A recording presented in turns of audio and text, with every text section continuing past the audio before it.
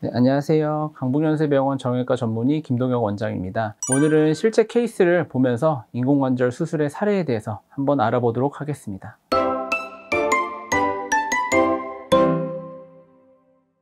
이 환자는 70세 남자 환자분이시고요. 좌측 무릎 통증으로 내원하신 분이십니다. 젊었을 때부터 산악이랑 마라톤을 자주 하셨던 분으로 원래 남성분들은 관절염이 있다 하더라도 근육량이 어느 정도 있어서 관절염에 대한 통증은 덜한 편이 많은데 이분은 버티고 버티다가 통증이 조절되지 않아서 저한테 내원하신 분이십니다. 처음에 오셔서 검사한 엑스레이 상에서 이제 오른쪽은 인공관절을 이미 10년 전에 한 상태이고 좌측은 바깥쪽에 비해서 안쪽 관절 간격이 좁은 것을 볼 수 있습니다. 엑스레이 상에서 이렇게 위아래 뼈의 간격이 보인다 하더라도 MRI 상에서는 연골이 하나도 보이지 않는 것을 볼 수 있습니다. 이로 인해서 이제 인공관절 치료를 선택을 하게 되었고요. 처음에 엑스레이 검사를 시행했을 때 전체적으로 서 있는 엑스레이로 봤을 때 요 노란색 선이 체중을 지나는 축을 그은 건데, 노란색 선이 여기를 지나야지 우리가 다리가 일자다리라고 하는데 많이 안쪽으로 치우쳐진 것을 볼 수 있습니다. 안쪽 관절 간격이 점점 좁아지면서 다리가 오다리로 진행한 모습을 볼 수 있었고, 엑스레이 상에서 간격이 좀 남아있다 하더라도 MRI를 찍어보면 MRI 상에서 보이는 시커먼 선까지 뼈의 경계고, 요 아래로 이렇게 회색으로 한꺼풀 씌어져 있는 게 연골입니다. 근데 바깥쪽이 같은 경우에는 뼈의 경계를 따라서 회색으로 씌어져 있는 연골이 정확하게 살아있는 것을 볼 수 있고, 안쪽 같은 경우에는 뼈의 경계로 연골이 요만큼만 있고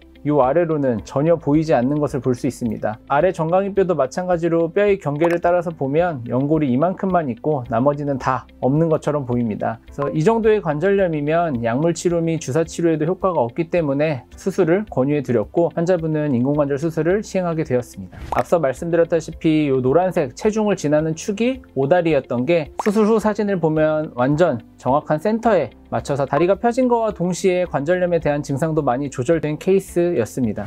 인공관절을 한쪽 수술하게 되면 입원 기간은 보통 2주를 갖게 되는데요. 수술 후의 통증과 붓기, 열감은 수술 후에도 3개월 정도 지속될 수 있습니다. 따라서 수술 후 한 달까지는 압박 스타킹을 이용하시고 나머지 3개월까지는 틈틈이 냉찜질을 해서 열감 및 붓기 조절을 해야 합니다. 3개월이 지나도 계속 아프다고 하시는 분들이 있는데, 이런 경우에는 가동 범위 운동 및 근력 운동이 부족해서 재활의 부족으로 나타나는 증상이며, 전문의와 상의하에 재활 운동을 꼭 열심히 하는 것을 추천드립니다. 또한 인공관절 후에는 수술한 무릎에는 침을 맞거나 뜸을 뜨거나 주사를 맞는 행위는 절대 금지해야 하니 이거는 명심하도록 해야겠습니다.